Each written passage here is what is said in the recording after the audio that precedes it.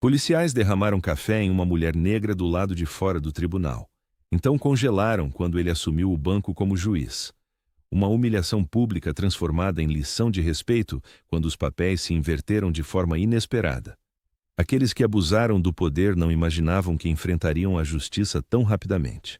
Antes de começarmos, não se esqueça de se inscrever no canal e comentar de onde você está assistindo.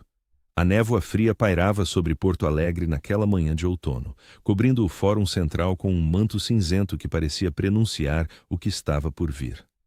Advogados apressados com suas pastas de couro, servidores públicos sonolentos e policiais em uniformes impecáveis convergiam para o estacionamento compartilhado, formando uma coreografia rotineira de passos apressados e cumprimentos automáticos. Marcos Silveira permanecia imóvel próximo à entrada principal, os olhos atentos esquadrinhando cada rosto que passava. O inspetor veterano da Brigada Militar ajustou o cinto onde carregava sua arma, sentindo o peso reconfortante da autoridade que o distintivo lhe conferia. Após 15 anos de serviço, Marcos considerava aquele pedaço do estacionamento como seu território particular, um pequeno reino onde sua palavra era lei. "Bom dia, inspetor", murmurou um servidor do tribunal ao passar, recebendo apenas um aceno seco como resposta. O policial segurava um copo de café morno, observando com desconfiança o movimento crescente. Seu turno mal havia começado e já sentia aquela irritação familiar borbulhando sob a pele. Foi quando Amara dos Santos Williams surgiu na entrada do estacionamento. A mulher negra caminhava com elegância inabalável, o sobretudo caramelo contrastando com sua pele escura. Seus saltos altos marcavam um ritmo confiante no concreto enquanto segurava uma pasta de documentos contra o peito. Sua postura impecável e olhar determinado pareciam deslocados naquele ambiente, ao menos na percepção distorcida de Marcos. Algo na presença dela, talvez a confiança, talvez a elegância, provocou uma onda de irritação inexplicável no inspetor. Sem pensar duas vezes, deu 2 passos à frente, bloqueando deliberadamente o caminho de Amara. Quando ela tentou desviar, Marcos moveu-se novamente para impedir sua passagem. "Com licença", pediu ela, mantendo a compostura. O sorriso que se formou no rosto do policial não chegou aos seus olhos. Em um movimento que pareceu acidental para quem observava de longe, mas claramente intencional para a vítima, Marcos virou o pulso e derramou o café morno sobre o ombro de Amara, manchando o elegante sobretudo. "Ops, desculpe", disse ele, sem qualquer traço de sinceridade na voz. "Acidentes acontecem." O líquido escorreu pelo tecido fino, mas a dignidade de Amara permaneceu intacta. Ela respirou fundo, olhou diretamente nos olhos do agressor e, com uma calma desconcertante, sacou um pequeno bloco de notas da Dion. "Bolsa." "Seu número funcional, por favor", solicitou ela, a voz firme como aço. O inspetor hesitou por um instante, mas recobrou a arrogância habitual. "Para quê? Foi só um café", respondeu, dando as costas. "Seu número funcional", repetiu Amara sem elevar a voz. Contrariado, Marcos recitou os dígitos. Ela anotou cuidadosamente, guardou o bloco e seguiu seu caminho, deixando para trás um policial confuso com sua reação inesperadamente composta. Marcos Silveira retornou ao posto de segurança do fórum com um sorriso arrogante estampado no rosto. Ajeitando-os de uniforme da Brigada Militar, narrou aos colegas o episódio do café como se fosse uma anedota hilária. "Vocês precisavam ver a cara dela quando o café caiu no casaco. Pediu meu número funcional como se fosse fazer alguma coisa", disse, gesticulando com desdém, enquanto os outros policiais riam. "Mais uma que acha que pode me intimidar." Para o inspetor, aquela mulher negra era apenas mais uma funcionária do tribunal, talvez uma secretária ou assistente administrativa, alguém sem poder suficiente para ameaçar sua posição. Em 20 anos de serviço, Marcos havia construído uma reputação de intocável dentro da corporação. "Essas pessoas precisam aprender seu lugar", comentou um dos colegas, batendo no ombro do veterano em sinal de aprovação. O grupo compartilhava a mesma visão. O fórum era seu território, e eles estabeleciam as regras não escritas. Mais tarde, naquele dia, convocado a comparecer à corregedoria da brigada, Marcos entrou na sala com a tranquilidade de quem conhecia os mecanismos internos. Lisa Carvalho, a corregedora, manteve expressão neutra enquanto ele se acomodava na cadeira. "Inspetor, recebemos uma denúncia sobre um incidente no estacionamento esta manhã", disse ela, consultando uma pasta. "Pode me explicar o que aconteceu?" Marcos ensaiou uma expressão de seriedade profissional. "Foi um mal-entendido, doutora. Estava fazendo minha ronda quando uma mulher passou apressada, esbarrando em mim. Infelizmente, meu café derramou, mas foi acidental. Ele descreveu a suposta vítima como agressiva e arrogante, invertendo completamente os papéis. Ela me tratou com hostilidade, exigindo minha identificação de forma ameaçadora. Lisa fez anotações meticulosas, enquanto o inspetor elaborava sua versão distorcida. A corregedora conhecia bem aquele ritual. A palavra de um policial veterano contra a de um civil, especialmente quando esse civil era uma mulher negra. "Alguma testemunha?" perguntou Lisa. "Ninguém relevante", respondeu ele com segurança. "Apenas pessoas passando, ninguém prestou atenção." Ao sair da sala, Marcos trocou olhares cúmplices com outros policiais no corredor. A cultura do silêncio e da proteção corporativa lhe dava a certeza de que, como em outras ocasiões, o caso seria arquivado. Afinal, quem acreditaria na palavra de uma funcionária qualquer contra um respeitado inspetor da Brigada Militar? O que Marcos não sabia era que, desta vez, havia escolhido a vítima errada. No banheiro feminino do Fórum Central, Amara dos Santos Williams observava a mancha de café que se espalhava pelo tecido claro de seu sobretudo. Com dedos precisos, tentou limpar o máximo possível, enquanto seu reflexo no espelho revelava uma expressão serena que contrastava com a tempestade interior. Respirou fundo, ajustou o colar de pérolas e endireitou a postura. Aquela que sua mãe, Teresa, sempre insistiu que mantivesse como quem carrega a história nas costas. A juíza federal havia retornado de sua licença maternidade há apenas 2 semanas. Depois de 4 meses dedicados exclusivamente à sua filha recém-nascida, voltar ao tribunal representava um desafio emocional que agora se complicava com este incidente. Em seus 8 anos de magistratura, Amara conquistara o respeito dos colegas por sua perspicácia jurídica e firmeza nas decisões. No entanto, episódios como o daquela manhã lembravam-na de que, para muitos, ela ainda era apenas uma mulher negra fora de seu lugar esperado. Enquanto caminhava pelos corredores em direção ao seu gabinete, a magistrada ponderava suas opções. Poderia simplesmente revelar sua identidade e assistir ao pânico imediato do inspetor Marcos, mas algo mais profundo a impulsionava. Decidiu então que faria a denúncia sem mencionar seu cargo. Queria ver como o sistema reagiria a uma cidadã comum. "Doutora, está tudo bem?" perguntou sua assessora ao notar a mancha no sobretudo. "Estou bem, apenas um pequeno incidente no estacionamento", respondeu com tranquilidade, pendurando a peça danificada. No computador, Amara redigiu um relato detalhado, omitindo deliberadamente sua função no tribunal. Anexou o número de identificação que havia memorizado da placa do policial e enviou o documento para a Corregedoria da Brigada Militar. Esta não seria sua primeira experiência com as engrenagens falhas do sistema. Ao longo de sua carreira, testemunhara inúmeros casos arquivados, especialmente quando envolviam denunciantes negros ou de baixa renda. Naquela tarde, enquanto presidia uma audiência importante, a profissional manteve a compostura habitual, sem que ninguém pudesse imaginar o que ocorrera horas antes.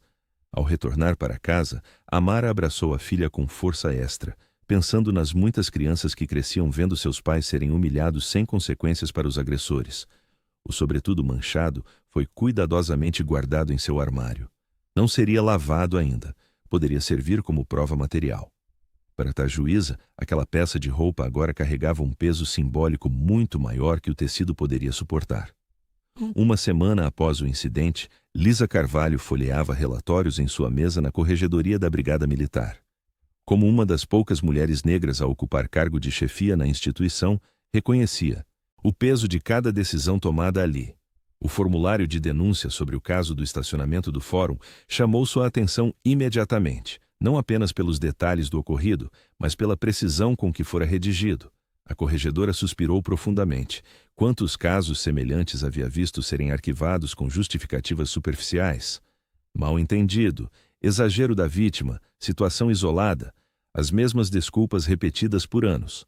Desta vez, porém, algo seria diferente. Lisa pegou o telefone e discou para o setor de segurança do Fórum Central. "Preciso das gravações das câmeras do estacionamento da última quinta-feira, entre 7 e 9 da manhã", solicitou com firmeza. O funcionário tentou questionar o pedido, mas ela foi categórica. "É um procedimento oficial da Corregedoria. Quero as imagens em meu e-mail ainda hoje." Enquanto aguardava, a corregedora revisou seu histórico de casos. Nos 4 anos à frente daquele departamento, havia enfrentado resistência constante dos colegas. Muitos a viam como traidora, alguém disposta a manchar a reputação da corporação. O que não entendiam era que seu compromisso era justamente com a integridade da brigada. No final da tarde, as gravações chegaram. Lisa fechou a porta de sua sala e dedicou-se a analisar cada ângulo disponível. As imagens eram claras. Marcos Silveira não apenas bloqueou o caminho de Amara dos Santos Williams, como derramou deliberadamente o café sobre seu sobretudo. A linguagem corporal do inspetor demonstrava clara intenção de intimidar. "Desta vez não vai ficar assim", murmurou para si mesma, fazendo anotações detalhadas. A corregedora abriu o sistema interno e pesquisou o histórico funcional de Marcos. Como suspeitava, havia outras reclamações, todas arquivadas sem consequências significativas. Lisa enviou requisições para depoimentos de possíveis testemunhas e solicitou acesso aos registros de entrada do estacionamento. Sabia que enfrentaria resistência, talvez até ameaças veladas. Seus superiores provavelmente sugeririam uma advertência verbal, no máximo. Mas a corregedora estava determinada. Este caso poderia ser o ponto de ruptura necessário para expor um sistema que protegia comportamentos abusivos. Enquanto organizava os documentos, Lisa pensou em quantas pessoas haviam sido silenciadas antes. Para ela, aquela denúncia representava a oportunidade de finalmente romper com anos de omissão institucionalizada. Amara dos Santos Williams caminhava pelos corredores do Tribunal Federal com a mesma postura impecável de sempre, embora seu espírito estivesse inquieto. 3 dias haviam se passado desde o incidente no estacionamento e a juíza mantinha uma aparência serena enquanto presidia audiências complexas sobre crimes financeiros. Ninguém ali suspeitava que, nos intervalos entre processos, ela vasculhava meticulosamente os arquivos disciplinares da Brigada Militar. Processo 273, réu presente, anunciou o escrivão enquanto ela ajustava a toga sobre os ombros. A magistrada conduziu mais um julgamento com a precisão técnica que a tornara respeitada, mas seus pensamentos ocasionalmente escapavam para a investigação que corria em paralelo. No final da tarde, após o expediente oficial, Amara permaneceu em seu gabinete. Aproveitando seu acesso privilegiado ao sistema judicial, ela cruzava informações sobre denúncias anteriores contra Marcos Silveira. O que encontrou fez seu estômago revirar.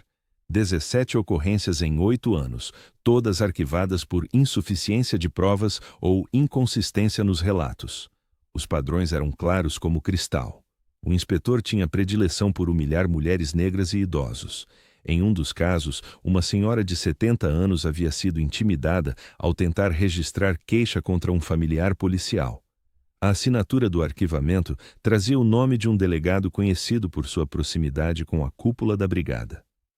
Amara respirou fundo, sentindo o peso da responsabilidade crescer sobre seus ombros. Não era mais apenas sobre o café derramado em seu sobretudo elegante. Era sobre um sistema que protegia abusadores e silenciava vítimas sistematicamente. Seu celular vibrou. Era uma mensagem de Lisa Carvalho. "Consegui as gravações. Precisamos conversar." A juíza sorriu discretamente. A corregedora estava cumprindo sua parte, e isso significava que o caso não seria enterrado como os anteriores. Amara sabia que precisava agir com cautela. Sua posição no judiciário poderia tanto fortalecer quanto comprometer a investigação. Ao guardar os documentos em sua pasta, ela notou Teresa, a mãe, ligando. Atendeu com carinho, mas evitou mencionar o caso. Sua mãe, militante experiente, perceberia imediatamente que algo estava errado. "Estou bem, mãe. Só trabalhando até mais tarde", disse ela, olhando pela janela o pôr do sol sobre Porto Alegre. Antes de sair, Amara fez uma lista das vítimas anteriores de Marcos. Precisava encontrá-las, ouvi-las, talvez convencê-las a falar novamente. O episódio do café havia sido apenas a ponta visível de um iceberg de abusos institucionalizados, e ela estava determinada a expor toda a estrutura submersa de violência e impunidade.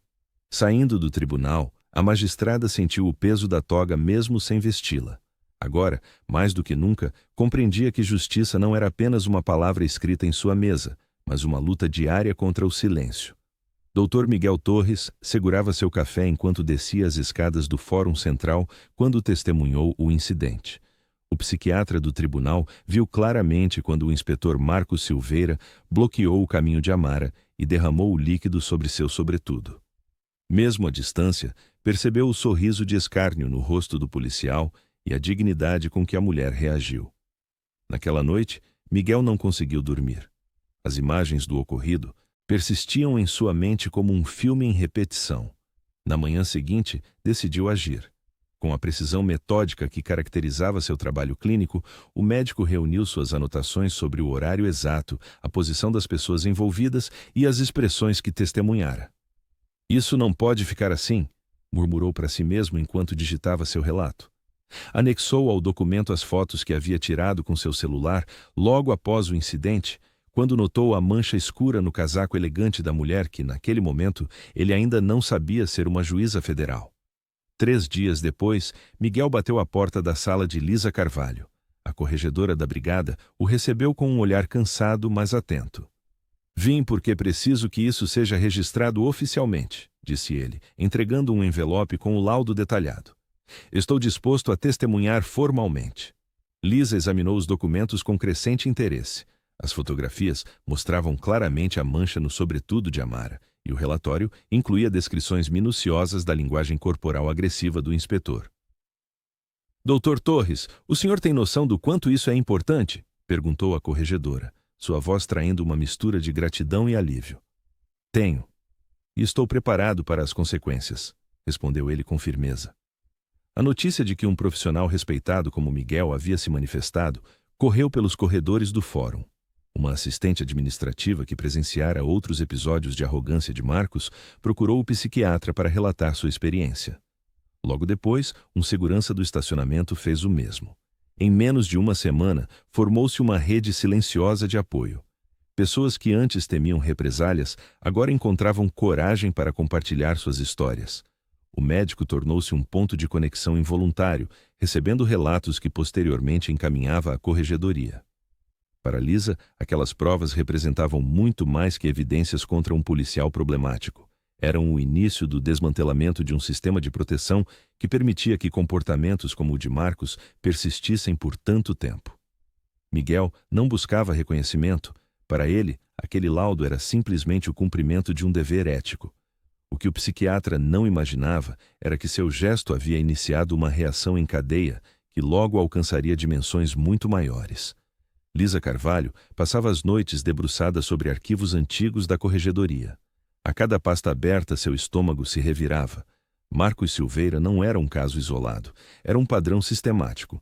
Encontrou 7 denúncias anteriores contra o inspetor, todas com o mesmo desfecho: arquivamento por falta de provas ou inconsistência no relato. "Como isso passou tanto tempo sem consequências?" murmurou a corregedora, massageando as têmporas. As denúncias vinham principalmente de mulheres negras e pessoas em situação vulnerável. Uma delas, de 2 anos atrás, relatava um incidente quase idêntico ao de Amara, com café derramado acidentalmente sobre uma advogada estagiária. Enquanto isso, em seu apartamento no bairro Moinhos de Vento, Amara dos Santos Williams montava uma estratégia paralela. A juíza federal havia conseguido, através de contatos no tribunal, uma lista de pessoas que tiveram problemas com Marcos. Uma a uma, fazia ligações discretas. "Sei que é difícil reviver o que aconteceu", dizia Amara com voz firme ao telefone para Cláudia, uma servidora que havia sido intimidada pelo inspetor 3 anos antes. "Mas seu depoimento pode impedir que outras pessoas passem pelo mesmo." A resposta era quase sempre a mesma: medo. Medo de retaliação, de perder o emprego, de ser perseguido. Mas Amara sabia tocar nas feridas certas. Falava de sua própria experiência, do sobretudo manchado que guardava como prova, da importância de romper o ciclo. Na terceira noite de ligações, conseguiu convencer 4 pessoas a prestar depoimento formal. Uma delas, um homem idoso que trabalhava como segurança terceirizado, chorou ao telefone. "A senhora é a primeira pessoa com poder que realmente se importou", disse ele. Lisa e Amara não coordenavam suas ações diretamente. Seria antiético e comprometeria o caso, mas ambas sabiam que estavam construindo algo maior que suas carreiras individuais. O movimento cresceu quando Teresa, mãe de Amara, acionou seus contatos no movimento negro de Porto Alegre. A Comissão de Direitos Humanos da OAB foi alertada e advogados voluntários se ofereceram para acompanhar as vítimas durante os depoimentos. Em uma semana, o número de testemunhas dispostas a falar subiu para 11. Lisa precisou solicitar uma sala maior para os depoimentos. Nos corredores do fórum, olhares cúmplices eram trocados entre pessoas que antes se sentiam sozinhas em sua dor. Marcos, ainda confiante em sua impunidade, não percebia que o cerco se fechava. Enquanto ele ria com colegas na cantina do fórum, um dossiê com seu nome crescia na corregedoria. Agora não era apenas um caso isolado, mas um retrato de anos de abuso protegido pelo silêncio institucional. Rafael Johnson entrou na sala da corregedoria com passos hesitantes. O soldado da Brigada Militar ajustou o uniforme antes de sentar-se diante de Lisa Carvalho, que o observava com olhos atentos. A corregedora mantinha uma expressão neutra enquanto folheava a pasta com depoimentos anteriores. Soldado Johnson, pode me contar o que viu naquela manhã no estacionamento do fórum? Perguntou Lisa sem rodeios. Rafael engoliu em seco. Havia ensaiado sua versão com Marcos na noite anterior, no mesmo bar onde sempre comemoravam o fim dos plantões. Foi um acidente, senhora. O inspetor Silveira tropeçou e o café acabou caindo sobre a mulher. Ela reagiu de forma exagerada. A corregedora anotou algo e depois mostrou as imagens da câmera de segurança no monitor. O vídeo, embora sem áudio, mostrava claramente Marcos bloqueando o caminho de Amara de forma deliberada. Tem certeza que foi assim que aconteceu? Lisa insistiu, pausando o vídeo no exato momento em que Marcos sorria após o incidente. O soldado desviou o olhar. Sentiu o peso da lealdade corporativa, mas também o incômodo crescente em sua consciência. Conhecia bem o parceiro de patrulha, suas piadas, seus comentários, suas pequenas crueldades diárias que todos fingiam não notar. Estou esperando, soldado, pressionou a corregedora. Eu preciso pensar melhor, murmurou Rafael, passando a mão pelo rosto. Talvez não tenha sido exatamente um tropeço. Lisa fechou a pasta. Você tem até amanhã para decidir se quer contar a verdade ou se tornar cúmplice. Ao sair da sala, Rafael caminhava cabisbaixo pelo corredor do fórum, perdido em pensamentos contraditórios. Temia as consequências de romper o código silencioso da corporação, mas o peso da mentira o sufocava. Foi quando avistou Amara dos Santos Williams caminhando em sua direção. A juíza federal segurava processos contra o peito e mantinha a mesma postura impecável do dia do incidente. Seus olhares se cruzaram por um instante fugaz, mas suficiente para que Rafael sentisse o impacto. Não havia raiva naqueles olhos, apenas uma dignidade serena que o desarmou completamente. Amara passou por ele sem dizer palavra. Não precisava. O soldado permaneceu imóvel no meio do corredor, como se tivesse levado um golpe invisível. Aquele olhar o transportou para cada momento em que se calou diante das injustiças que testemunhou dentro da brigada. Naquela noite, Rafael não conseguiu dormir. Lembrou-se da avó, que sempre dizia que o silêncio também escolhe um lado.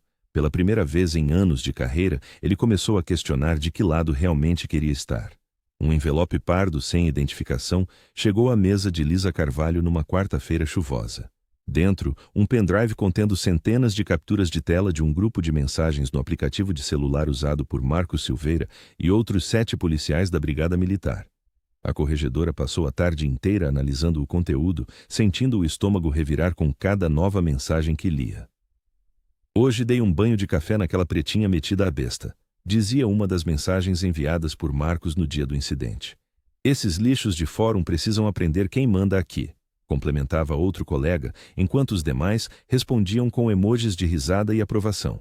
Lisa imprimiu as conversas mais graves, marcando com caneta amarela os trechos onde servidores negros eram chamados de macacos de toga e funcionárias eram sexualizadas com descrições vulgares. O padrão era evidente, não se tratava de um caso isolado, mas de uma cultura enraizada de desrespeito que atravessava gerações dentro da corporação. No dia seguinte, a corregedora convocou uma reunião sigilosa com 2 investigadores de sua confiança. Precisamos mapear todos os envolvidos e verificar seus históricos disciplinares, orientou ela, passando as mãos pelo rosto cansado. Isso vai muito além do caso da doutora Amara. Um dos investigadores, após examinar as mensagens, reconheceu nomes de policiais já denunciados anteriormente por abuso de autoridade. Chefe, 3 destes aqui já passaram pela corregedoria nos últimos 2 anos. Todos os casos foram arquivados por falta de provas. Lisa sabia que enfrentaria resistência dentro da própria instituição. Mensagens anônimas já chegavam ao seu celular, sugerindo que ela não mexesse em vespeiro e cuidasse da própria carreira. Mesmo assim, decidiu avançar. Quando Rafael Johnson foi chamado novamente para depor, a corregedora mostrou algumas das mensagens onde seu nome aparecia. O soldado empalideceu ao ver como Marcos se referia a ele nos bastidores. Meu capacho particular faz tudo o que mando e ainda agradece. Isso não é apenas sobre o incidente com a juíza, explicou Lisa ao jovem policial visivelmente abalado. É sobre um sistema que nos corrompe quando ficamos em silêncio. Naquela noite, Rafael tomou uma decisão que mudaria sua vida. Enviou uma mensagem para o contato seguro da corregedoria. Tenho mais provas. Quero depor novamente. Estou pronto para contar tudo. A investigação ganhava corpo, e Lisa sabia que as revelações dos bastidores da brigada seriam apenas o começo de um processo muito maior de transformação institucional. Amara dos Santos Williams entrou em casa exausta, deixando a pasta sobre o aparador e pendurando o sobretudo manchado no cabideiro. O aroma de temperos familiares a guiou até a cozinha, onde Teresa mexia um ensopado que borbulhava no fogão. Sua mãe, mesmo aos 72 anos, mantinha a mesma energia que a tornara uma das vozes mais respeitadas do movimento negro gaúcho. Você parece carregando o mundo nas costas, minha filha, disse Teresa, baixando o fogo e se virando para encarar Amara. A juíza se sentou à mesa da cozinha, passando as mãos pelo rosto. Ela contou sobre a investigação, as provas que surgiam contra Marcos, as mensagens de texto revelando o ambiente tóxico e como Lisa conduzia tudo com firmeza, mas também sobre o medo crescente das possíveis consequências. Estou preocupada com vocês, com minha filha pequena, confessou Amara, a voz embargada. E se ele descobrir onde moramos? E se outros policiais decidirem me intimidar? Teresa serviu 2 xícaras de chá de erva cidreira e sentou-se à frente da filha. Seus olhos, marcados por décadas de luta, fixaram-se nos de Amara com uma intensidade familiar. Quando eu marchava nas ruas de Porto Alegre nos anos 70, sua avó me dizia a mesma coisa, falou a senhora segurando as mãos da filha entre as suas. O silêncio nunca protegeu ninguém de nós, nunca. Cada geração carrega o bastão um pouco mais longe. E agora é sua vez. Amara respirou fundo, lembrando-se da pequena que dormia no quarto ao lado, alheia às batalhas que sua mãe enfrentava. Você tem algo que eu não tinha, filha, continuou Teresa. Você tem a toga, tem o poder que nós sonhávamos conquistar. Usar esse poder não é vaidade, é responsabilidade. A juíza assentiu, sentindo o peso daquelas palavras. Sua mãe sempre soubera encontrar as palavras certas nos momentos mais difíceis. O medo vai estar sempre lá, disse Teresa, levantando-se para voltar ao fogão. Mas você não chegou até aqui para recuar no primeiro vento forte. Naquela noite, enquanto organizava os documentos para o dia seguinte, Amara sentiu a determinação crescer novamente. As palavras de sua mãe ecoavam em sua mente, misturando-se às memórias de todas as mulheres que vieram antes dela. Sabia que os riscos eram reais, para sua carreira, para sua segurança, para sua família, mas também sabia que o silêncio não era mais uma opção. Ela olhou para a foto na parede, onde 3 gerações de mulheres fortes sorriam lado a lado. A coragem não era a ausência de medo, mas a certeza de que algumas coisas eram mais importantes que ele, e seguir em frente, apesar de tudo, era uma dessas coisas. O burburinho nos corredores da Brigada Militar crescia a cada dia. Após quase um mês de investigação, o nome de Amara dos Santos Williams começava a circular em conversas sussurradas entre os oficiais. Os rumores sobre a denunciante do caso do café se espalhavam como fogo, mas ninguém conectava os pontos.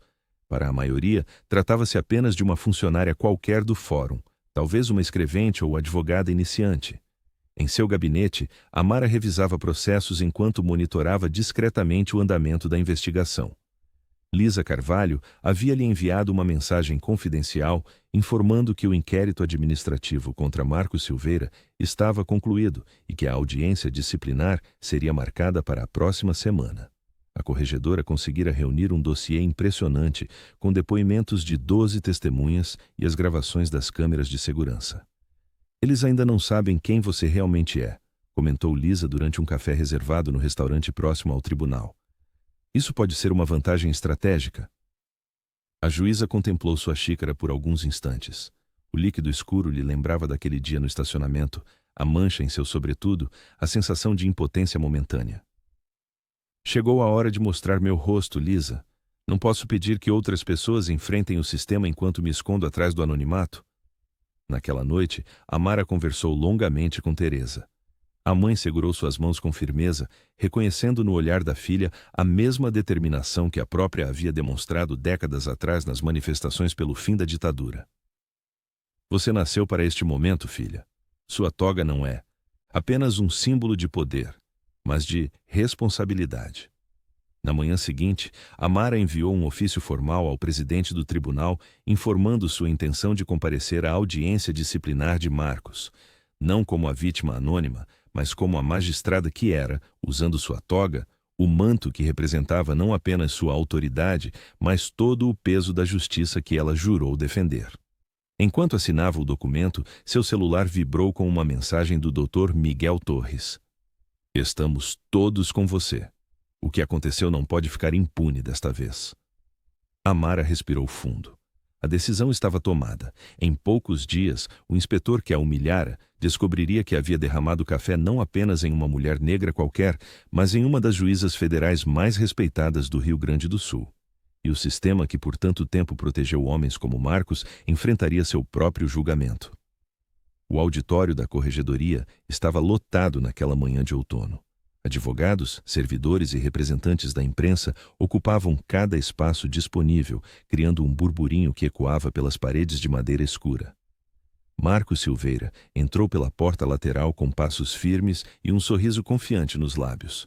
Vestindo o uniforme impecavelmente passado da Brigada Militar, o inspetor cumprimentou alguns colegas com acenos discretos. Vai ser rápido, cochichou para um companheiro de corporação. Essas audiências disciplinares sempre acabam em pizza. O silêncio desceu sobre o recinto quando as portas principais se abriram. Todos se levantaram por instinto. Amara dos Santos Williams surgiu imponente, trajando a toga preta que contrastava com sua pele. A juíza federal caminhou com passos medidos até a mesa central, seu olhar sereno percorrendo a sala até pousar em Marcos. O rosto do policial transformou-se instantaneamente. Primeiro veio a confusão, depois o reconhecimento e, finalmente, o horror. Seus lábios se entreabriram, mas nenhum som saiu. A cor abandonou suas faces enquanto ele compreendia a magnitude de seu erro. A mulher que ele havia humilhado no estacionamento, a mesma sobre cujo sobretudo elegante derramara café propositalmente, estava ali, investida de todo o poder do judiciário. Bom dia a todos, anunciou Amara com voz clara e firme. Sou a doutora Amara dos Santos Williams, juíza federal designada para esta audiência. Um murmúrio percorreu a sala. Câmeras de smartphones discretamente apontavam para a cena histórica que se desenrolava. Rafael Johnson, sentado na terceira fileira, observava seu parceiro de patrulha desmoronar visivelmente diante da autoridade que tentara diminuir semanas antes. Inspetor Silveira, chamou a magistrada. O senhor parece surpreso com minha presença. Marcos engoliu em seco, incapaz de sustentar o olhar. Suas mãos, antes firmes no cinto de utilidades, agora tremiam levemente. O homem que se sentia dono do território do Fórum Central de Porto Alegre estava completamente desarmado pelo poder legítimo que agora o confrontava. Lisa Carvalho, sentada próxima à mesa da acusação, permitiu-se um discreto sorriso. A corregedora havia trabalhado incansavelmente para que aquele momento acontecesse. Um fotógrafo do Correio do Povo capturou o exato instante em que o olhar de Amara encontrou o de Marcos, dignidade versus arrogância quebrada. A imagem, compartilhada minutos depois, tornou-se instantaneamente viral nas redes sociais com a legenda: A justiça veste toga e tem nome. O doutor Miguel Torres, presente como testemunha, observava atentamente as reações do acusado. Para o psiquiatra, aquela cena era a materialização perfeita do confronto entre poder institucional e abuso pessoal. O silêncio no plenário era absoluto quando Amara dos Santos Williams se levantou. Sua postura impecável contrastava com a tensão palpável que dominava o ambiente. Ajustando a toga sobre os ombros, a magistrada olhou diretamente para Marcos Silveira, que agora parecia muito menor do que o homem arrogante do estacionamento. Em respeito ao devido processo legal e aos princípios éticos que regem nossa profissão, declaro-me impedida de presidir este julgamento, anunciou com voz firme, sem desviar o olhar do inspetor. Minha presença aqui hoje tem outro propósito: mostrar que a justiça não se curva à intimidação. A declaração causou burburinho imediato. Alguns policiais da brigada presentes trocaram olhares confusos, enquanto advogados e servidores do tribunal observavam atentamente. Marcos engoliu em seco, finalmente compreendendo a dimensão do problema que criara para si mesmo. O juiz Paulo Mendes, designado para substituí-la, assumiu a condução dos trabalhos enquanto Amara se dirigia à cadeira de testemunha. Ao passar pelo corredor central, a juíza sentiu o peso dos olhares. Lisa Carvalho, sentada na primeira fileira, assentiu discretamente em aprovação.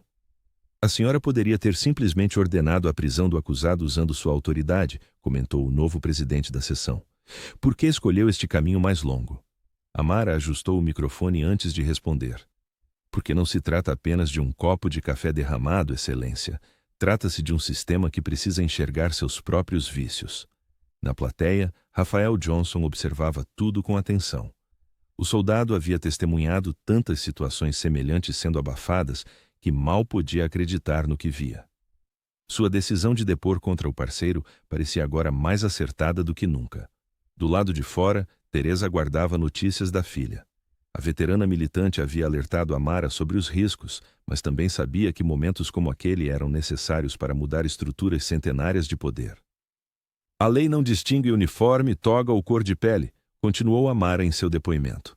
Se permitirmos que a impunidade prevaleça em nome da camaradagem ou da hierarquia, estamos traindo o juramento que fizemos de servir à justiça.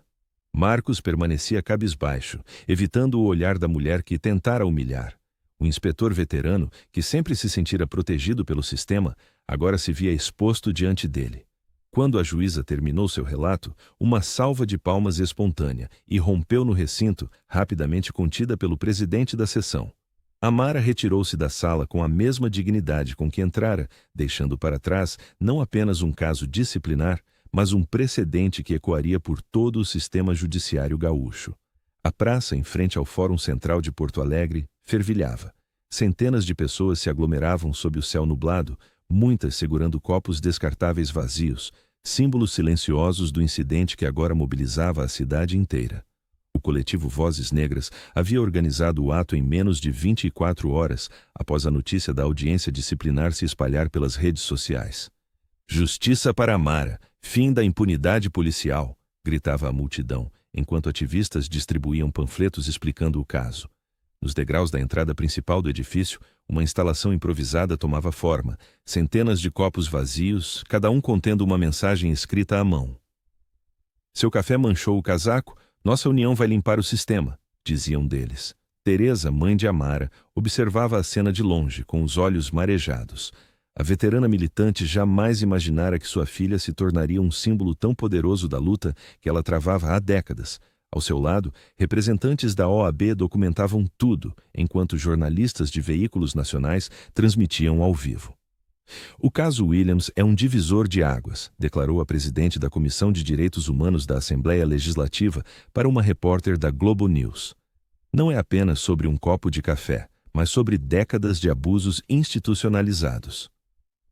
Nas redes sociais, a hashtag #SomosAmara já ultrapassava 1 milhão de menções. Celebridades e influenciadores compartilhavam fotos segurando copos de café com mensagens de apoio. A pressão crescente fez com que o governador emitisse uma nota oficial garantindo transparência total na investigação. Em Brasília, o Ministério da Justiça anunciou o envio de observadores para acompanhar o processo, enquanto parlamentares gaúchos protocolavam um pedido de audiência pública sobre violência policial. O caso que Marcos Silveira acreditava que seria esquecido, agora ganhava proporções nacionais. Entre os manifestantes, a senhora Marlene segurava um cartaz com a frase: "Depois de 10 anos, finalmente me ouviram." A idosa, que havia denunciado o inspetor uma década antes sem qualquer resultado, agora encontrava na coragem de Amara a validação de sua própria experiência. Do lado oposto da praça, um pequeno grupo de policiais à paisana observava a manifestação com expressões tensas. Um deles era Rafael Johnson, que ainda não havia decidido completamente de que lado estava, mas sentia o peso da história se movendo sob seus pés. Enquanto isso, dentro do fórum, Amara dos Santos Williams se preparava para entrar no plenário, consciente de que do lado de fora uma revolução silenciosa ganhava força. Uma revolução que começara com um gesto de desrespeito, mas que agora prometia transformar todo o sistema de justiça do Rio Grande do Sul. O auditório do Fórum Central estava silencioso quando Rafael Johnson entrou. O soldado da Brigada Militar ajustou o uniforme e respirou fundo, evitando o olhar furioso de Marcos Silveira, sentado do outro lado da sala. 12 testemunhas haviam sido convocadas para a audiência disciplinar, mas o depoimento de Rafael era o mais aguardado. Confirmo que o inspetor Silveira agiu deliberadamente ao derramar café sobre a doutora Amara, declarou ele, com a voz inicialmente trêmula, mas ganhando firmeza a cada palavra.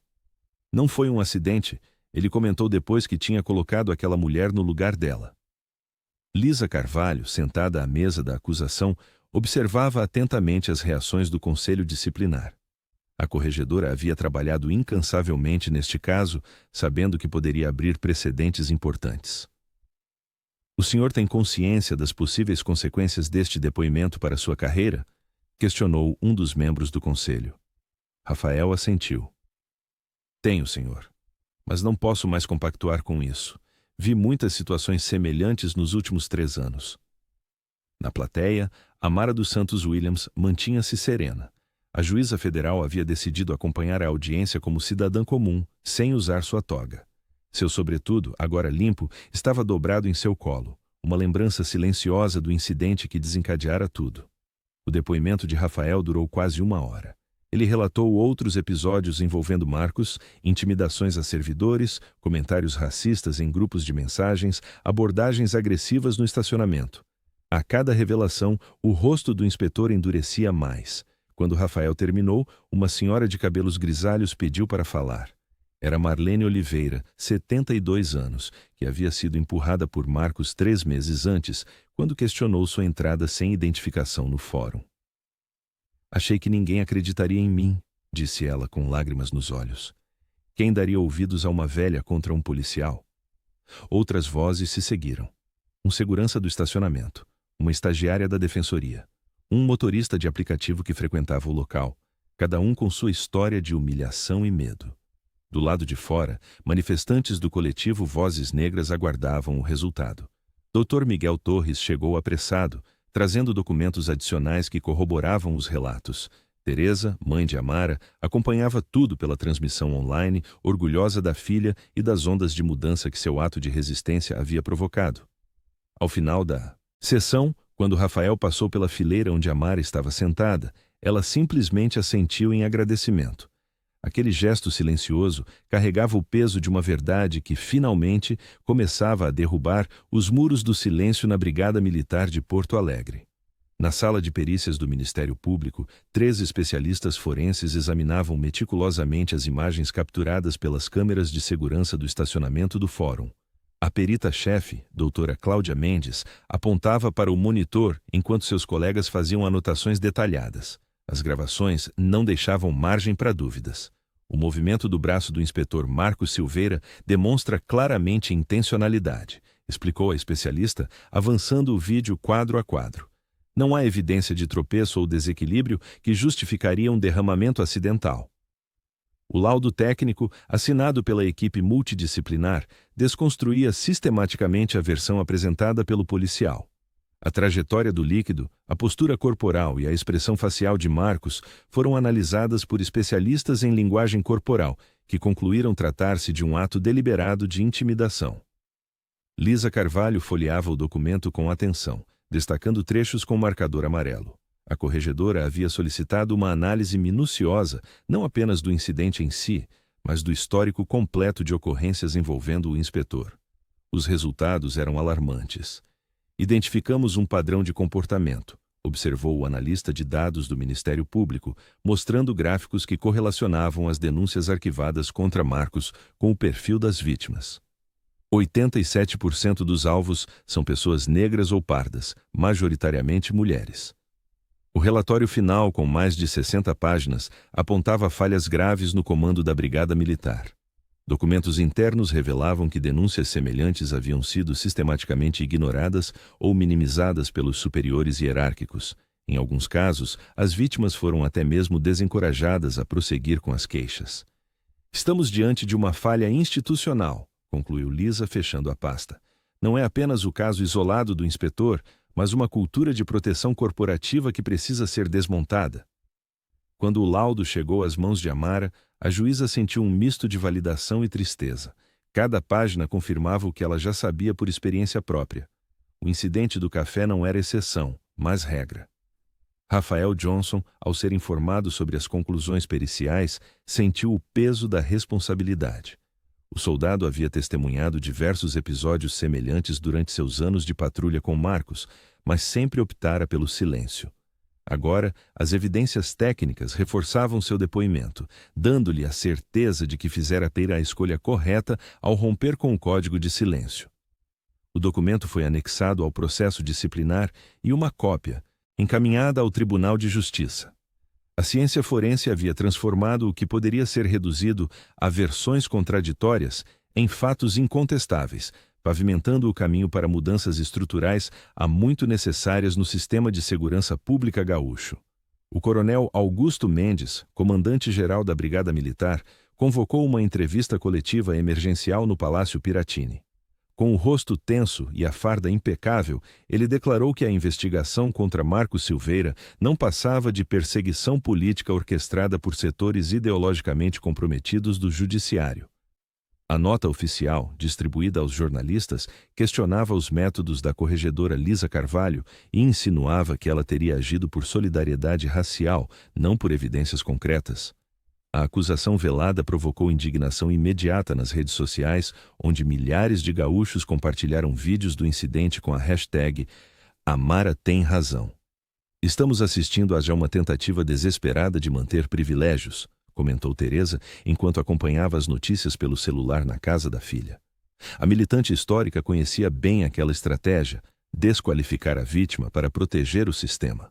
O Sindicato dos Policiais Militares publicou uma nota de repúdio à condenação prévia de um servidor exemplar, argumentando que Marcos nunca havia sido formalmente punido em 20 anos de carreira.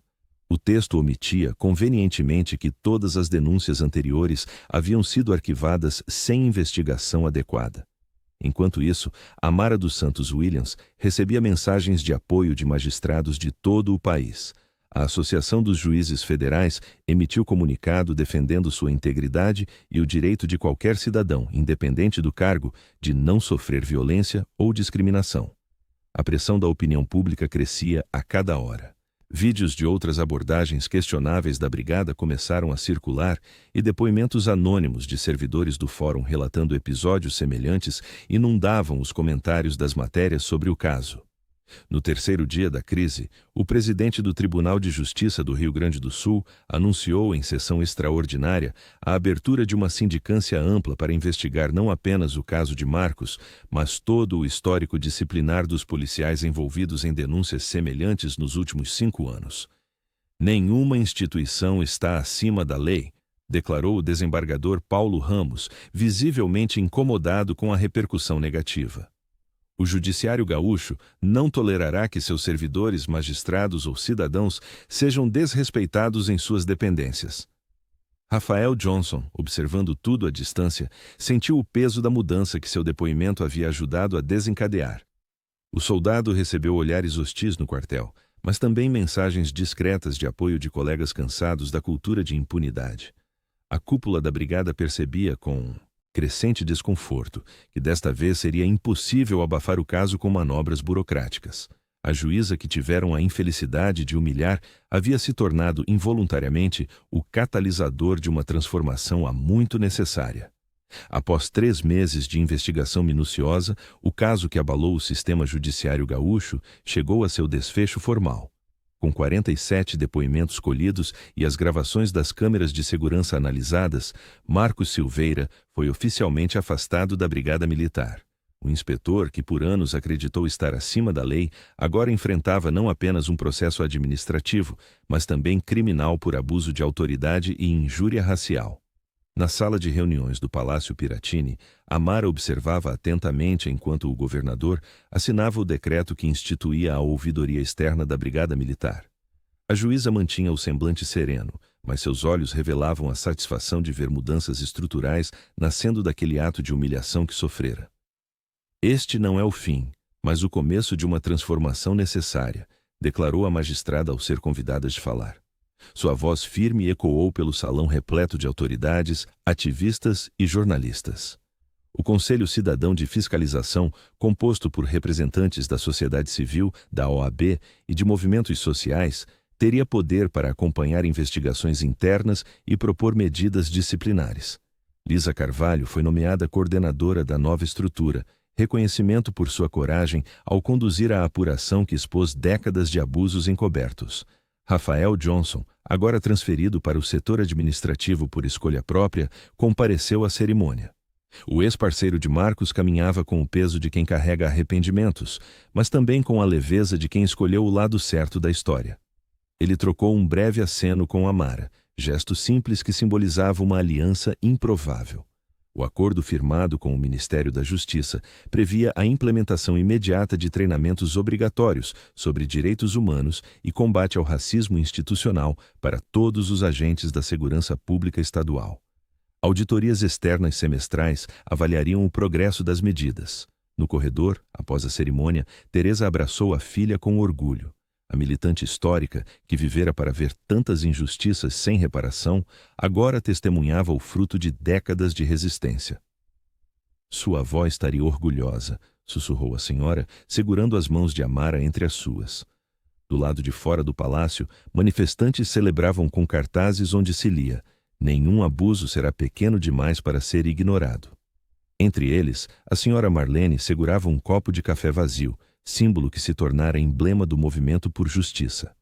O caso, que começara com uma mancha de café em um sobretudo elegante, agora manchava permanentemente a história da impunidade policial no Rio Grande do Sul, não como cicatriz, mas como marca de transformação. O salão nobre do Palácio Piratini estava repleto quando Amara dos Santos Williams adentrou o recinto. Sua postura continuava impecável, mesmo após meses de pressão.